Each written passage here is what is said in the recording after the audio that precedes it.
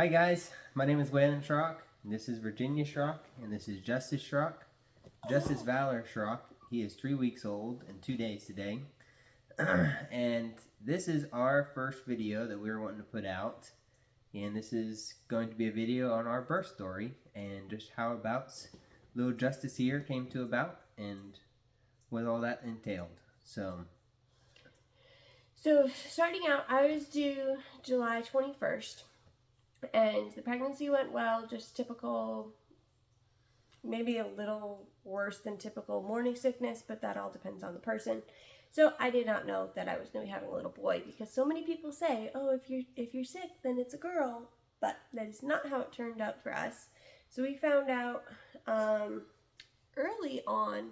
I was like 3 or 4 weeks pregnant, I think, when we found out. So then we told my family and his family and the church. How did we tell everybody? Oh, that's right. We got a shirt that had like baby footprints on the front of it for me. And so we did a video call with my parents in Maine and showed them, and then we did that at church and then at your parents' house at night. So anywho, we told everybody I was pregnant. At 16 weeks, we did our gender ultrasound, and we found out that he was a little boy, and we pretty quickly picked the name Justus Valor. I think it was right after our gender reveal party that we did that. Yeah. Justus meaning upright and just, and then valor meaning bravery and courage. We have it up on the wall. Yeah, we have a plaque that Virginia made. Maybe we'll get a picture of that sometime. But so that was what we wanted. We picked his name. We wanted it to be unique, but we wanted it also to not be something that wasn't really a name for us personally. So we wanted something unique that was a name, and Justus is a name in the Bible also. So that's how we picked Justus. Yes, and it's Justus. So also you can see videos throughout different things, like when we went up to see my parents in Maine, my mom and I did some like pregnancy videos things together, and also our gender reveal to my parents is on YouTube. I'm not sure about the gender reveal to our friends here in Tennessee, but that was really fun. So pregnancy went well. We had one, he had a little slower development. He had some cysts on his brain at 16 weeks, but those disappeared at 20 weeks. But this was just definitely a pregnancy that God taught us to pray a lot and just trust Him in the unknowns. And we have a perfectly healthy little baby now. So praise God for that. I'm saying a lot, sorry.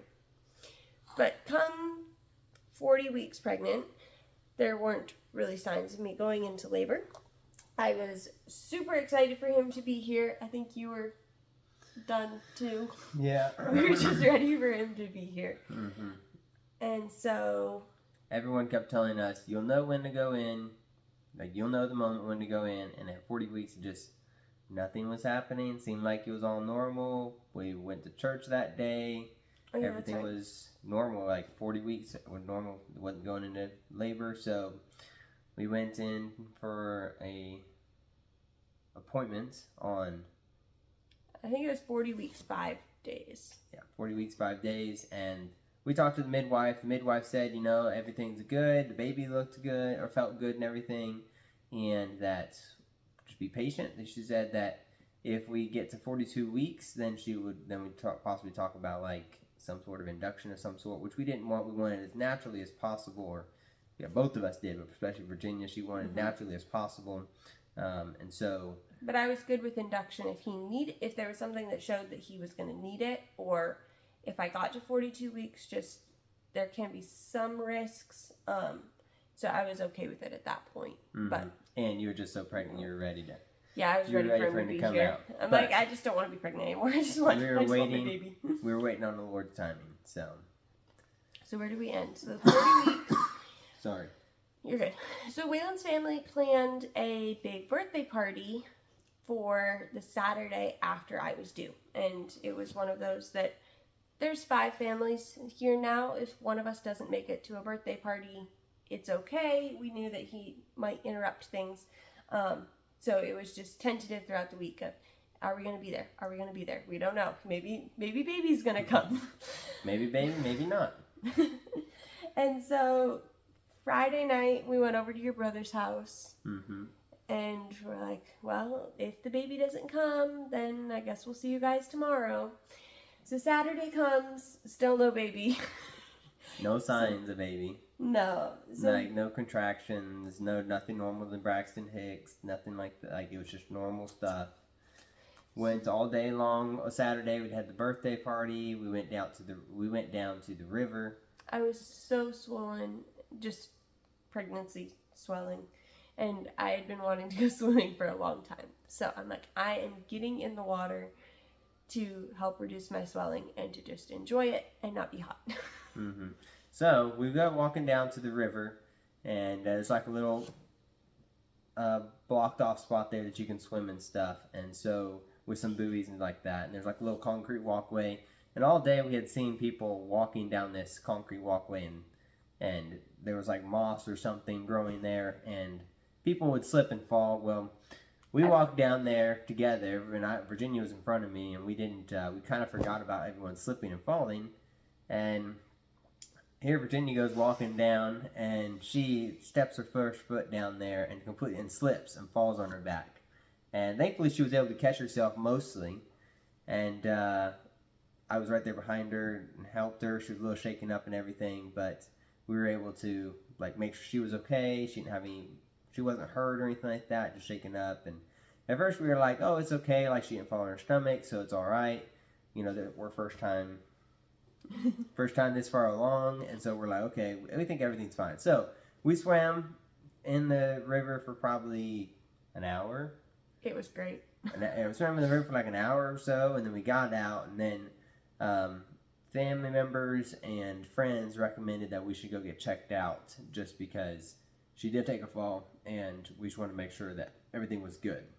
Mm-hmm. So we packed up our stuff and headed home, and we called the doctors, and they said, yeah, go ahead and come on in and get checked out. So we drove home, switched our vehicles.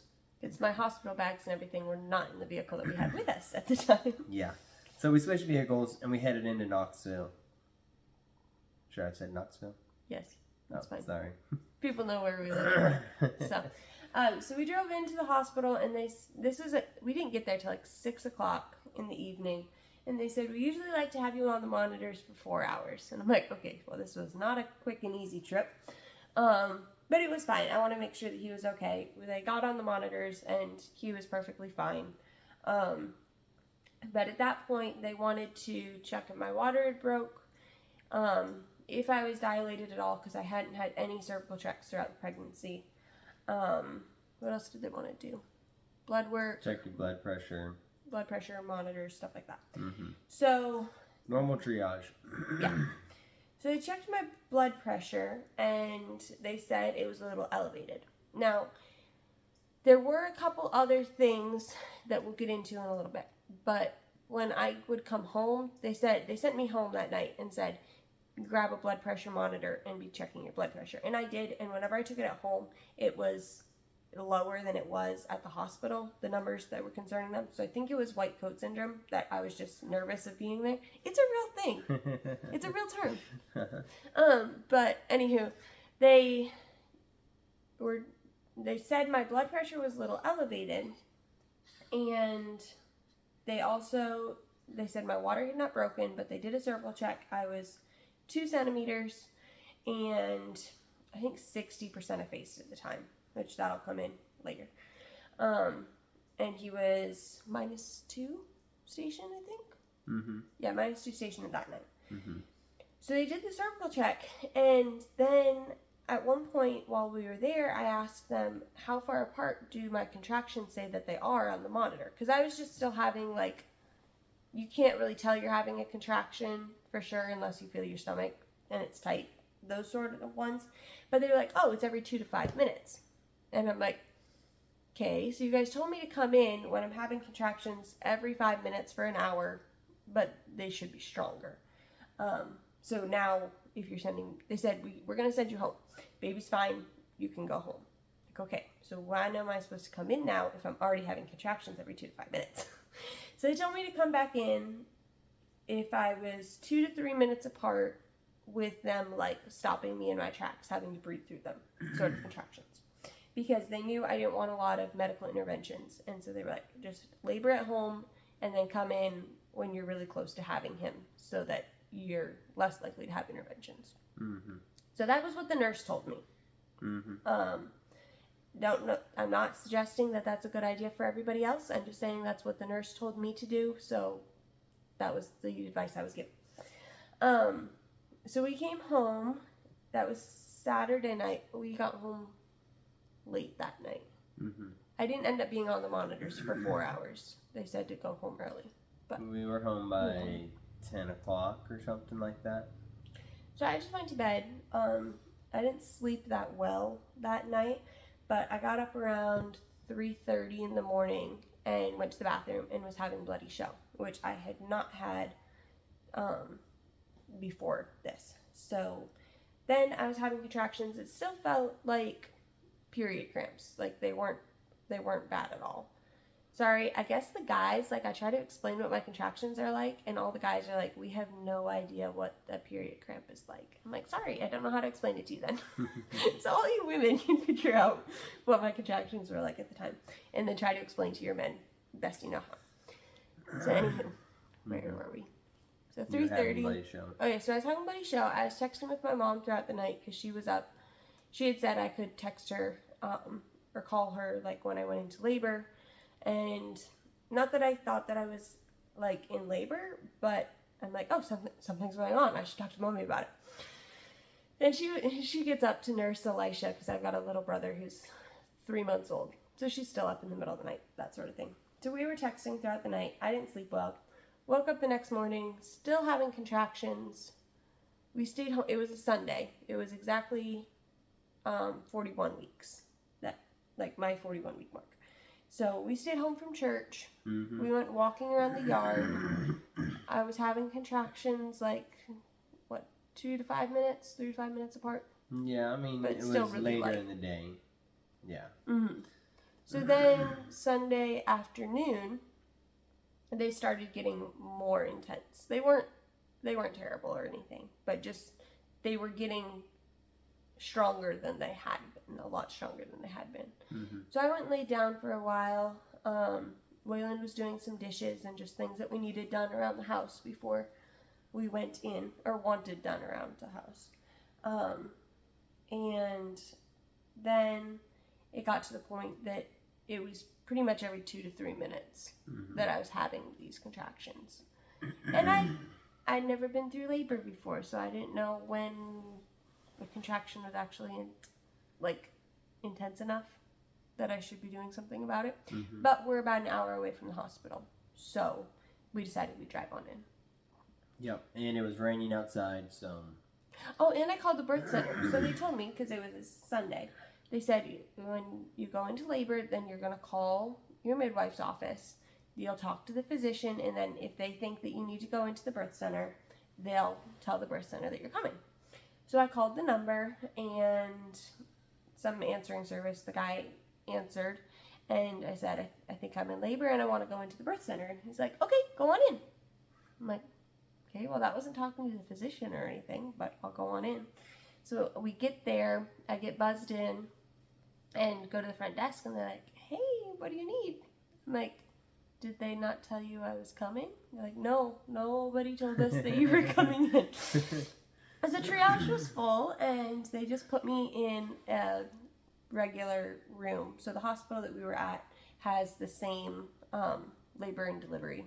Like, it's a joint room for your entire stay, which was really nice. Mm-hmm. I don't think I would have wanted to switch rooms after delivery. So that was really nice. What do you have to say about this part? Or any of it? Nothing. You did a good job. Okay, yeah. I'm not cutting you off. No. So we get there, and so at this point, it was like 4 in the afternoon when we got there.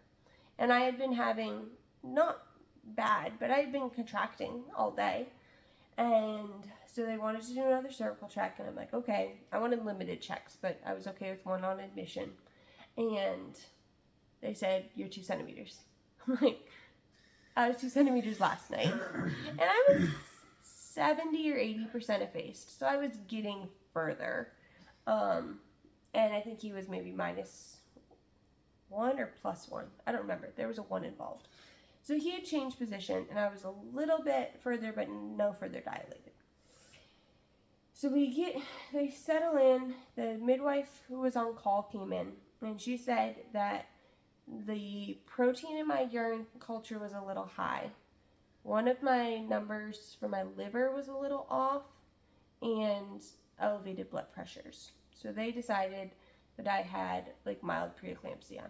Mm-hmm. And because I was 41 weeks, and also when we first went in, he wasn't having the proper heart accelerations, which quickly remedied itself. But between all of that and us living an hour away, she didn't want to send me home. She didn't feel comfortable doing that. Mm-hmm. So they were like, okay, you're here until baby's born. Yeah, the midwife came in, and she didn't say this, but she did the next day.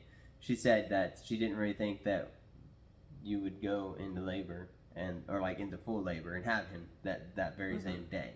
And so she was going to send us home if we were closer or something like that, but since we were so far away, she was like, okay, I'm going to keep you guys.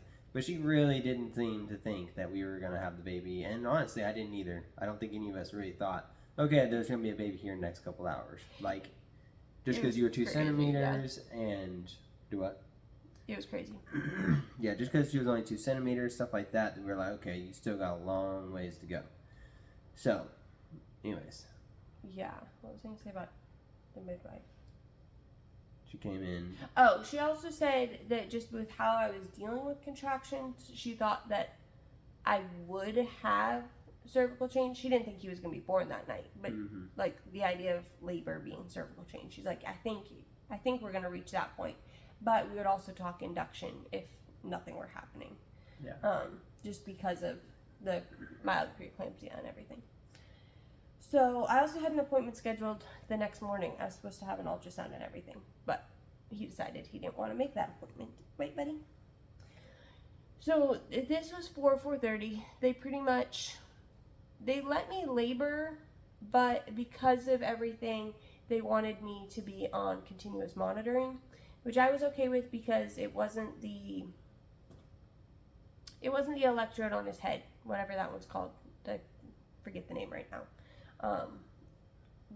EMF or EFM, that thing. It's okay. We didn't use it. Yeah, we didn't use it. So we used the external monitors. Their Bluetooth monitors were not working well. We went through like 3 sets of the stickers. Yeah, they tried and tried and tried over again to get the Bluetooth ones to work. Because Virginia didn't want to just lay there and be tied to the bed, and she wanted to move around and do other things. So they tried several times to get Bluetooth ones, and none of them would work.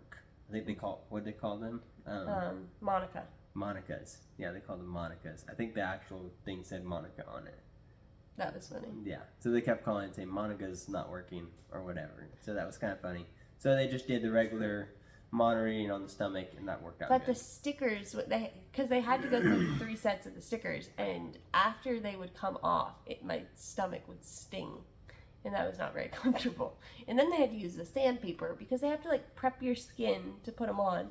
So they originally tried it with just like a washcloth to like roughen up the skin, and that was fine. But then they actually had to use like the sandpaper thing, and it like left a mark on your stomach it didn't hurt or anything, but it left a mark for like a week or more after. It was, quite a bit of time after. It was kind of crazy. So we ended up just going with the regular monitors, but I was able to get up and move around.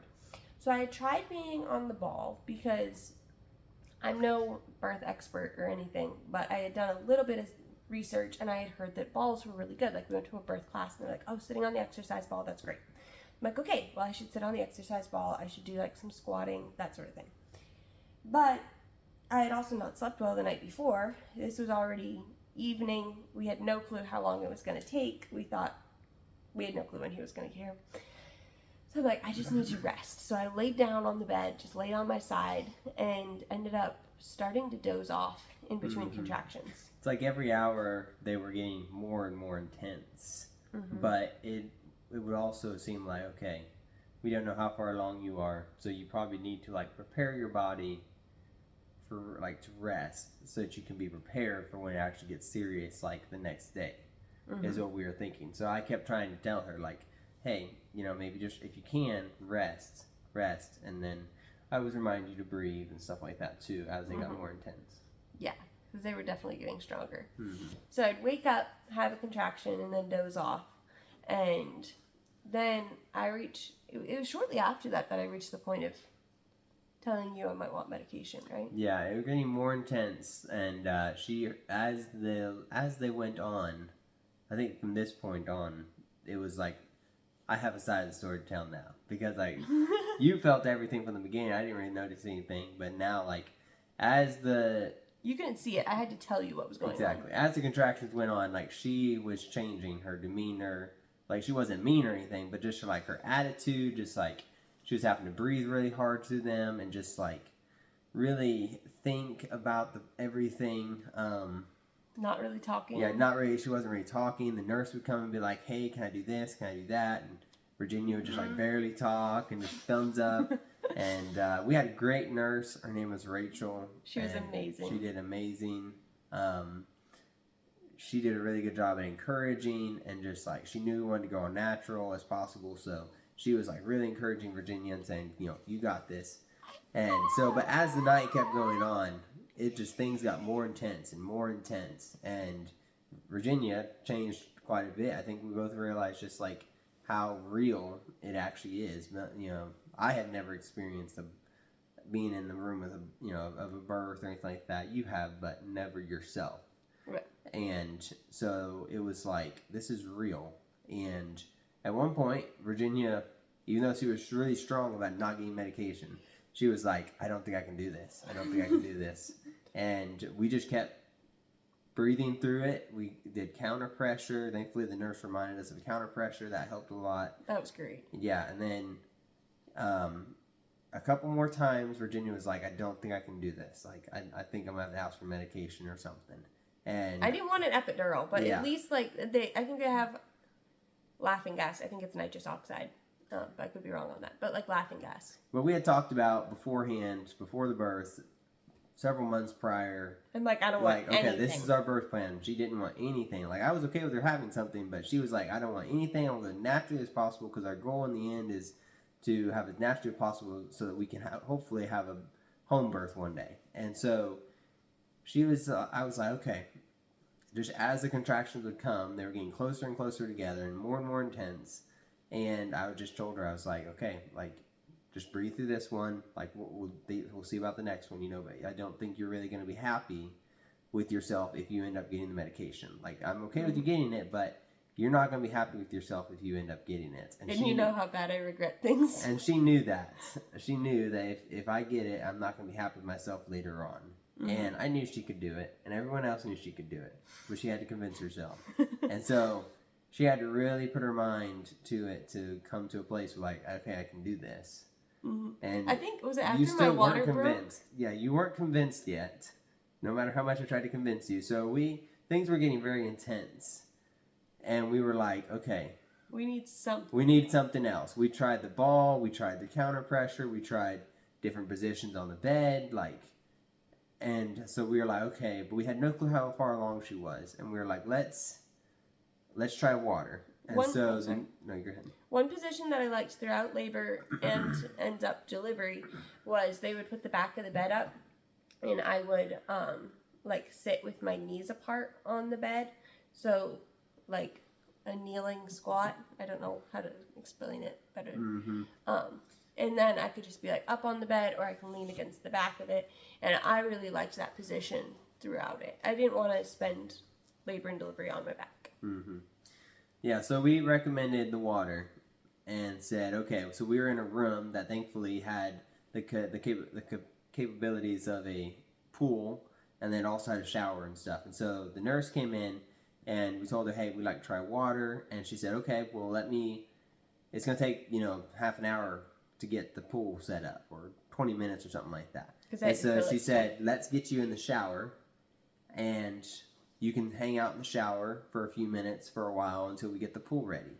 And so another nurse came in, started setting up the pool and everything, and we start making our way to the shower, and that took a little while because she got off the bed and she had a contraction. She just stood there, and then we got halfway, which was halfway from the bed to the bathroom, which was maybe 6 feet or something. And she had another contraction, and she like fell on all fours. Not didn't fall, but like she got down on all fours because it was just so intense. And then I was like on all fours directly outside the shower. Like they'd set down Chuck's pads so that the floor wouldn't get all wet. And I was just on the Chuck's pads. She couldn't get in the shower because it was just like no, she had to stop and wait for the contraction to pass. And so at that point we realized if we're going to move anywhere, we got to move fast.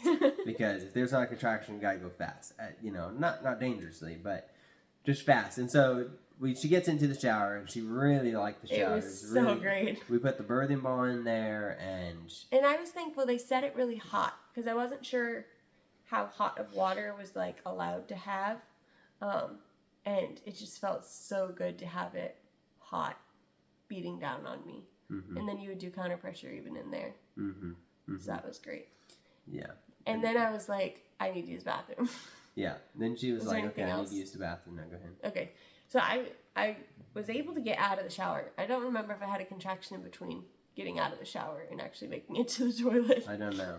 But you were like, at this point, it was really intense for both of us, and we were just like, especially for her, but for me, because I was like helpless, I didn't know what to do.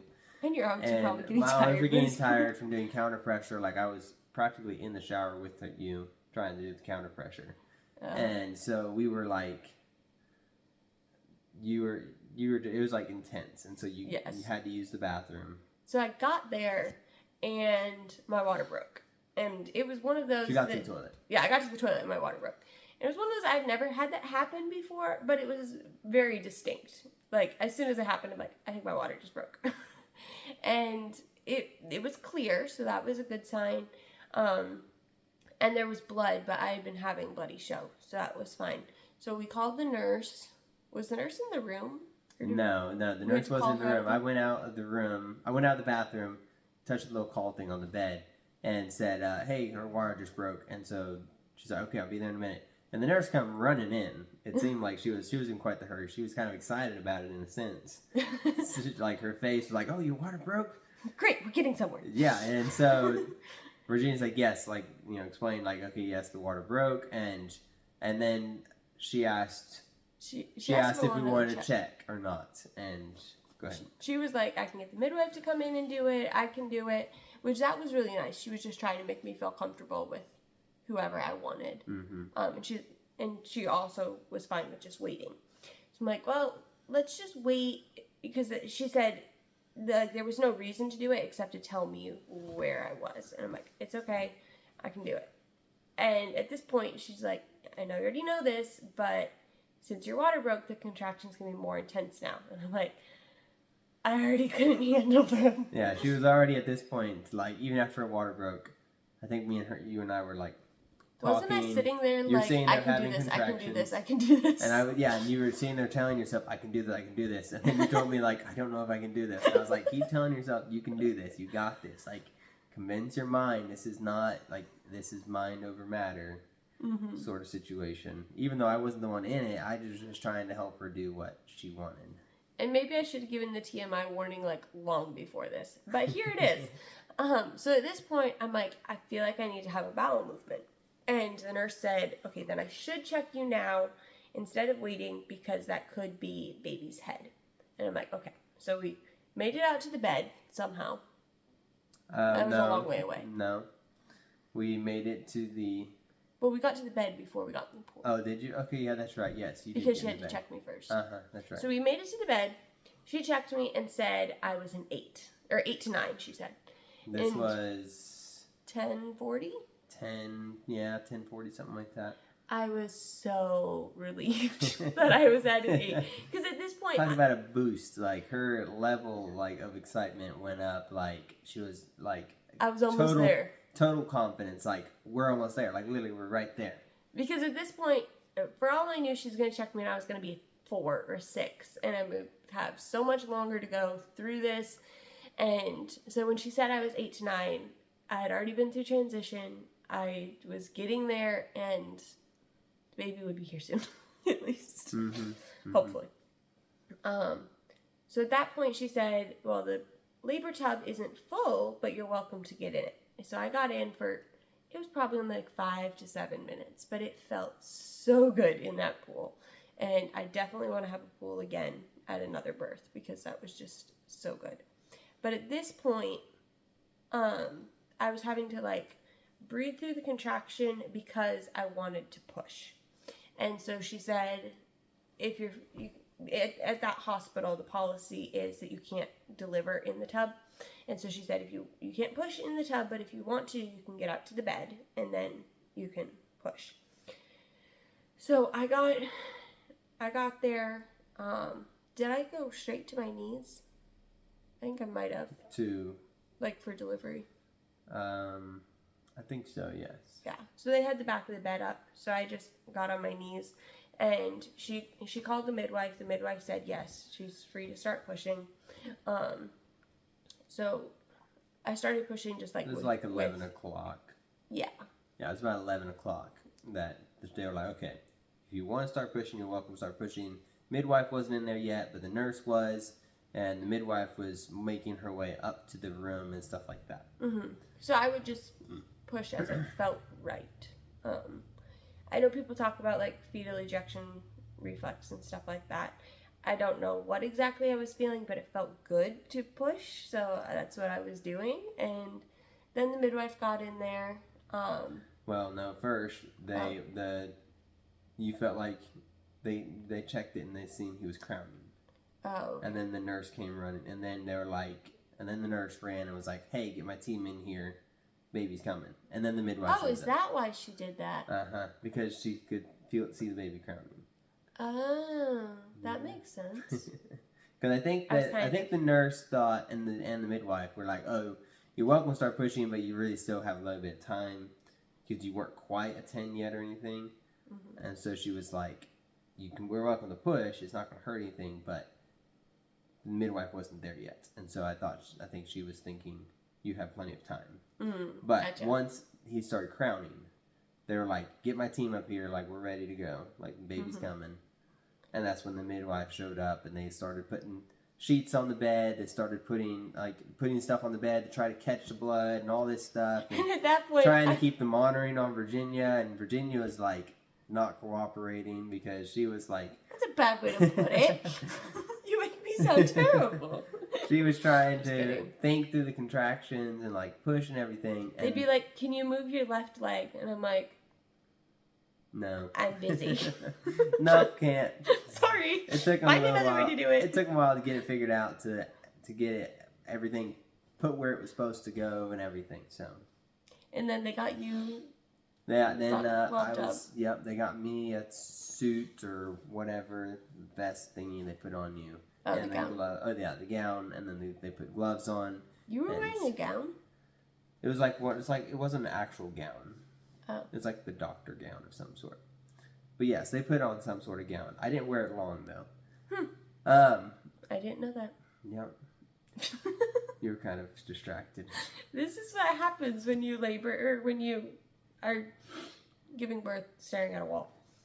Yeah. So they all came in. They were all ready, and just slowly, one push at a time, you just kept pushing and kind of waiting for the contractions to come and pushing, and everyone was, or a couple people in the room were trying to encourage you, like, you got this. They set up a mirror because I had asked for a mirror to watch during delivery, but then I chose to deliver on my knees, so I was actually facing the other way, so I didn't get to see much. Yeah, you didn't see much. I could have. They were like, "Here, look, if you turn around, you can see his head." At one point, you did get to reach down and feel him.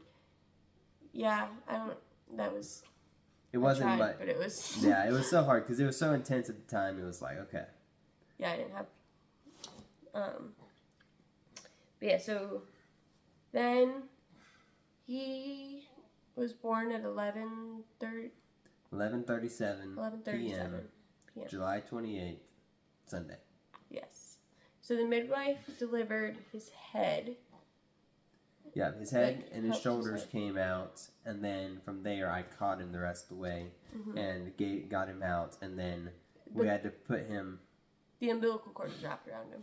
The umbilical cord was wrapped around him, but we didn't notice that as much because we were just kind of distracted, but they were able to get it off. It was wrapped around his neck somehow, but it wasn't hurting him or anything. Yeah, the midwife got it, though. The midwife got it. Like, as soon as his head came out, she, like, was able to unwind it or whatever. Mm-hmm. So, he was born, and I got to catch him. We had to put him through, pass him through to you. You had to turn around, lay down, or sit down, and go ahead. Yeah. So then I got freaked out at the start because it was all fine, but the one midwife I talked to, because there's multiple midwives in the practice, so one midwife said they don't like to do suction, like when baby's first born with the bulb syringe, and so I was like, oh, okay, that's fine, we're not going to do suction. If baby doesn't need it, then I'm good without it. Well, when he was born, I heard the word meconium. Somebody said it, and the nurse who happened to be there, like the baby nurse, started doing suction. And so I just got scared because I thought maybe he had meconium before, like sometime between when my water broke and he was born, and that's why they were doing suction. So I kind of freaked out at that point, but it turns out that he didn't have it until right when he was born. So he didn't breathe it in. And they were just doing suction as like a precautionary, or because he looked like he needed it maybe, but it wasn't because of meconium. But that did make me freak out at the start. Yeah, he wasn't crying right when he came out, so that was kind of scary too, because I have never been to a birth for it, so I thought he was going to cry right away. But no, they got him up on you, and they rubbed him down, and he started crying eventually. He did. He got a really good APGAR score. Yep, he pooped right on Virginia, like right away. The nurse was like, all over. Do you want to put a diaper on him? And she's like, no, it's okay. And then like shortly after, just pooped all over her. It was a mess. There was some blood everywhere. I wanted to give him a delayed bath, but he didn't get his hair washed, and he didn't get most of himself washed, but he needed to be wiped off really well in certain parts because he had poop all over. You did tear a little bit. I did tear, just like 1st degree, but I had 2 tears. So then they had to start stitching right after he was born. And at that point, they still had the mirror set up. And I'm like, please, move the mirror. I don't need a mirror view of this. I've got my baby. You guys just do what you need to. But yeah, that wasn't bad. It took a while. The nurses and the midwives did a great job, though. Yeah, they did good. It just was a process. Yeah, it was a process. They got everything cleaned up. They had to pull everything off the bed because there was blood everywhere and stuff. So they got everything cleaned up, and the nurses and the midwife left, and then the baby nurse was in there, and she was helping breastfeeding and stuff like that shortly after. But we kind of took a break for like, I think it was probably like 15-20 minutes before we actually, probably 15 minutes, I don't know. I didn't nurse him right away. Yeah, you didn't nurse him right away. He was on me. Yes. He was on, I don't think he left me for 4 hours or more. Yeah, he was on you for several hours. We did end up putting a diaper on him in a couple hours, something like that. We got you cleaned up, him cleaned up. The nurses came down and took the pool down. Oh, that's right, because the nurse helped me to the bathroom. I was thinking I didn't hand him off until they came in hours later to get his weight and stuff. But I did go to the bathroom to wipe up and everything. And the nurse just wanted to accompany me because I hadn't stood up or anything since the birth.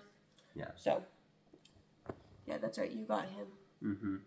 And then the baby nurse came in again, and we weighed him, and he was 7 pounds, 10 ounces, 19 and 3/4, 20 inches long, something like that. We couldn't get an exact measurement. So we got to weigh him. Oh, I got to cut the umbilical cord and everything. We got to see the placenta. I had put on my birth plan that I wanted to see the placenta, and so they were very good about that. Okay, here it is.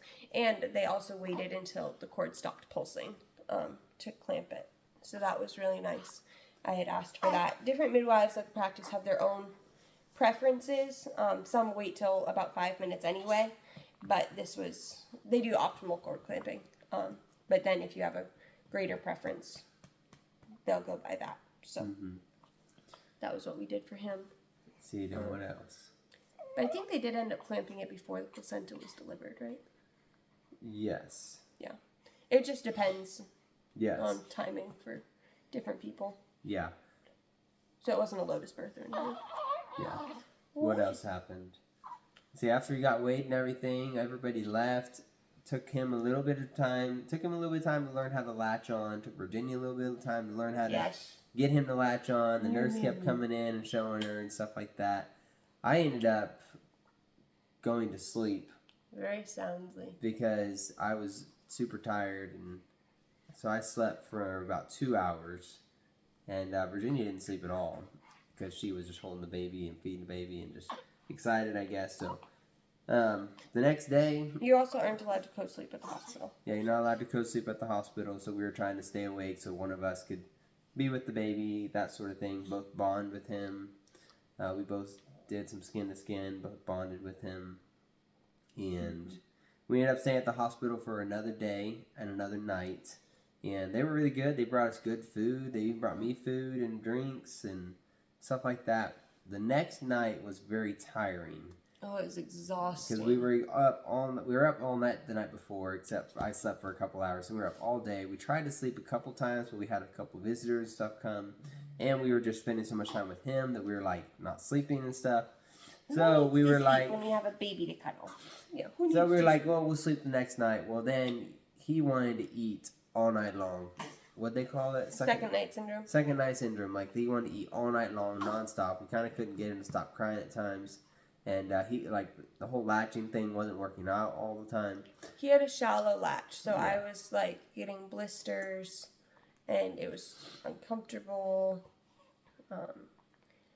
So that was really hard. And then the next day, they offered to send in the lactation consultant, but she wasn't around, so the nurse came in and helped me, thankfully. Another nurse. Yeah. I had a couple different people helping me. So... we finally did get a little bit of rest that night, but we didn't do too much. But then we had a good night, and you were recovering well and everything, and he was doing well. I really liked the nurses that night because they had a nurse who was new to that hospital unit, and so she came in, and, like, she knew how to do nursing, but they were walking her through, like, how they do things in that OB. And so, okay, we're checking for the Moro reflex, we're checking for the Babinski reflex, we're doing this and that. And so it was just nice because as the nurse from the hospital was explaining all these things, I got to listen in and just get more information on what all was going on instead of, okay, they did their check, here's your baby, he's fine. Yeah. So that was just, it wasn't, oh, are you so happy? It wasn't necessary, but it was really interesting, and I enjoyed that aspect of it. Mm-hmm. Yeah, nurses were good and everything. All his hearing test, all that stuff came back well. So he was well, and Mama was well, and they ended up letting us go home Tuesday afternoon. Yeah, because the pediatrician didn't come in until later in the day, and she had to be the one to officially discharge him. So we probably could have left sooner, but it just depends on the pediatrician's schedule. Yeah, he's getting hungry, I think. Probably. So yeah, he came out with jet black hair, long set of a lot of hair. And he's got this little floof on the top. It's really cute, and a receding hairline. Yep, he had a receding hairline. He's got his mama's fingers. He's got the Cowperthwaite nose, I think. Mm-hmm. But he has already grown so much in 3 weeks. We don't know how much he weighs yet. If we take it according to our scale, he is way bigger than he was at birth and stuff. So he's getting really big. He has an appointment in 2 days. Yep, he has an appointment in a couple days with the pediatrician. And so yeah, that's our birth story. Anything else you want to add? Not really. Turned out well. Yep, that was our first. The Lord blessed us so much with a healthy mama, healthy baby. Virginia's still resting, but she's coming around where she can do more now. And so that's been good. And Justus has been really well. So, yeah, that's our birth story. And sorry for the quality of the video. This is our first family video that we're doing and we're posting online. So, we'll try to get better. Yeah, we'll get better at this. So, can you say bye-bye to everybody? Bye-bye to all your new fans, ready? Say bye-bye, fans. I know I'm super cute. I'm super cute. Say bye-bye. See you later. Thanks, guys.